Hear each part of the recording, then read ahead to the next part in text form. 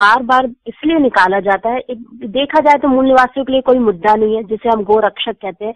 गोरक्षकों का जो एक मुद्दा होता है जो बार बार देश के सामने निकल के आता है, मुद्दा कुछ नहीं है, पर जिस तरह से इसको बनाया गया है, इस मुद्दे को, इस पे जो राजनीतिक सियासत की जाती है, तो ये भी मैं आपसे समझना चाहूंगी। क्योंकि जब जो ऊना की घटना हुई, तो जिस तरह से गोरक्षकों के दलों का अपना एक अलग से हुजूम लगना, अपनी मांगे रखना और इस तरह से दलितों को प्रताड़ित करना, तो एक बात समझ में नहीं आती कि आखिर गौरक्षक है कौन और इनका जानवरों के प्रति इतना बड़ा प्रेम है। तो गाय के अलावा और भी तो जानवर है, तो अन्य जानवरों के प्रति इतना प्रेम तो बिल्कुल नजर नहीं आता है। और ये बात भी समझने में बड़ी तकलीफ होती है कि ये जो गौरक्षक है, ये गौरक्षकों के नाम पर मुस्लिमों और दलितों को ही क्यों निशाना बनाया जाता है। ऐसा लगता है कि या तो बाकी ये जो कैटेगरीज है, या तो वो जानती नहीं है कि गाय कौन सा जानवर होती है। तो जानवरों के नाम पर इस तरह की सियासत, इस तरह की राजनीति करना, ये इसका क्या फंडा है, ये भी आप हमें बताएं। जी देव जी। गऊ, जब हम भारत की बात करते तो गऊ एक राजनीतिक पशु है। यहाँ पे सदियों से ये राजनीतिक पशु, पहले तो इन मनुवादियों का पेट भरता था, आज इनका पेट भी भर रहा है और उनकी जेब भी भर रहा है। वेदों के अंदर ऐसे अनगिनत उदाहरण हैं जहां पे गाय का मांस खाए जाने की खुल्लम खुल्ला व्याख्या की गई है।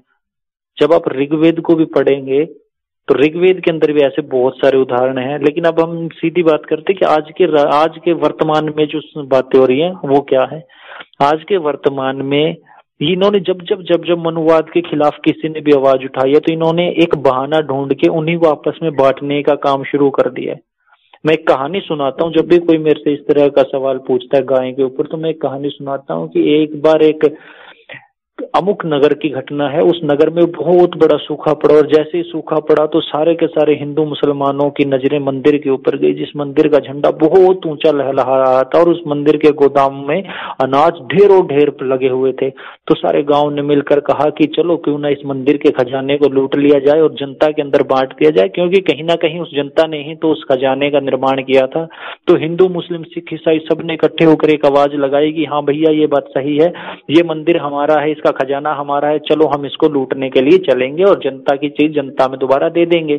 जैसे ही सारी भीड़ ने एकदम से नारा लगाकर मंदिर की तरफ चढ़ाई की, तो मंदिर के अंदर बैठे हुए पुजारी ने घबरा के अपने छोटे से बच्चे से कहा कि बेटा अब हमारे दिन लग चुके, तू एक काम कर, अपना सामान उठा और यहाँ से भागने की तैयारी कर। लेकिन छोटे से पुजारी ने कहा कि नहीं पिताजी, ये तो शुरुआत है, देखिए आप मेरे को तलवार ला के दे दीजिए और मैं इन सारे के सारे विद्रोहियों का सर कुचल के रख दूंगा। तो ब्राह्मण ने कहा कि अरे बेवकूफ बातें मत कर, देख ये बहुत जब भीड़ उन्मादी है, इस उन्मादी भीड़ का सामना तो अकेला नहीं कर पाएगा। उसने कहा पिताजी आप मेरे को तलवार तो ला कर दीजिए, उसके बाद देखिए आप चमत्कार। ब्राह्मण ने अपने बेटे को तलवार ला के दी, और जैसे ही तलवार उसके हाथ में आई, उसने वो तलवार वहां साथ में बंधी हुई गाय की गर्दन में घोंप दी, और दूसरे पीछे वाले दरवाजे से निकलकर उसने चिल्लाया, अरे ओ अधर्मियों, तुम किस मंदिर को लूटने को जा रहे हो, यहाँ देखो तुम्हारी गौ माता किसी ने मार दी है। जैसे ही गौ माता के मरने की खबर जनता के बीच में फैली, तो वहां जनता के अंदर मौजूद मुसलमानों ने एक तरफ होकर कहा कि देखो भैया हमने तो नहीं मारी। इतने में ही बड़ा ब्राह्मण निकल कर आया और पुजारी ने कहा कि चोर की ढाड़ी में तिनका। अब जो भीड़ मंदिर को लूटने के लिए आई थी वो आपस में गुथी हुई पड़ी थी, और टूटी फूटी लंगड़ाती हुई भीड़ आपस में अपने ही भाइयों को मार के वापस जा रही थी, और मंदिर का खजाना सुरक्षित था। जाते जाते जो जूते चप्पल और छोटी मोटी चीजें वो छोड़ कर गए थे, उन चीजों को दोबारा पुजारी ने समेट लिया और खजाने के अंदर रख दिया। सिर्फ यही गाय की कहानी है। गाय को आज के दिन बतौर एक हथियार इस्तेमाल कर रही है सरकार। खाने को हमारे हिंदुस्तान में, हमारे इस भारत देश में 10 लाख बच्चे कुपोषण का शिकार होकर हर साल मरते हैं, लेकिन गौशालाओं के लिए बहुत बड़े बड़े दान दक्षिणाएं दी जाती हैं। अब ये जो गाय है ना, ये सबसे ज्यादा किसके लिए खतरनाक है? ये सबसे ज्यादा उनके लिए खतरनाक है जो जमीन से जुड़े हुए लोग हैं, जो जमीन से जुड़कर काम करते हैं। ये गाय किसकी फसल खाएगी? हमारी फसलें खाएगी। ये गाय किसके घरों में नुकसान करेगी? हमारे घरों में नुकसान करेगी जी। तो इसका जो एक ये रंग अब दिया जा रहा है, ये सारे का सारा बड़ा गजब का रंग इसमें दिया जा रहा है। अब यहाँ पे और दूसरा जो इसमें है ना, ये गाय को तो खुद बोल देते हैं कि ये तो गाय हमारी माता है। लेकिन ये जो सांड उसके साथ होते हैं ना, कभी ये नहीं बोलते कि सांड भी हमारा पापा है। ये बोलते हैं भैया गाय गाय माता है, सांड को छोड़ दो। और जब सांड के साथ ये खुद इनकी दुकानों में, इनके मंदिरों में, आपने आज तक हिंदुस्तान में लाखों करोड़ों मंदिर हैं इस देश में, आपने किसी मंदिर के अंदर गाय बंदी नहीं देखी होगी। आपने किसी पुजारी के घर में, आरएसएस के कितने सारे ऑफिस है, किसी ऑफिस में गाय नहीं है। बीजेपी के 300 प्लस सांसद इस वक्त मौजूद है, किसी सांसद के घर में गाय नहीं है। और ये जितने भी गाय आजकल घूम रही है ना, सारी की सारी विदेशी एचएफ है, हाइब्रिड।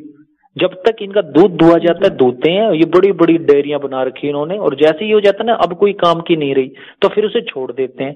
अब होता क्या है, जो छोड़ी हुई चीज है वो नुकसान किसका करती है, वो मूल निवासियों का।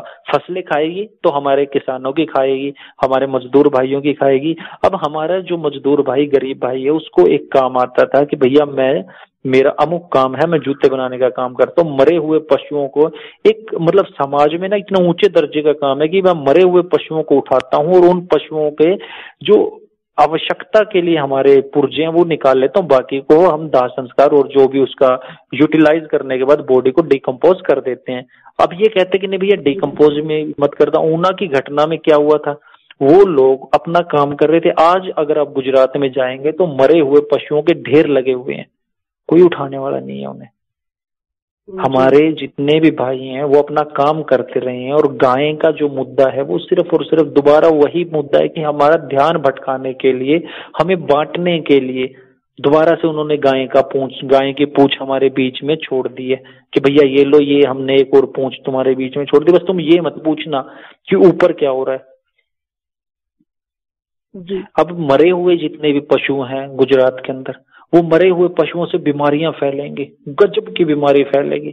जैसे कि हर कोई हमारे कहता है कि 85% जो जनसंख्या है हिंदुस्तान में वो मूल निवासियों की है। अब उस मरे हुए पशु से बीमार कौन होगा, हम होंगे दोबारा से। अब इनकी दुकानें फिर चल पड़ेंगी। बहुत शानदार तरीके से मनुवाद ने अपना गेम रचा है।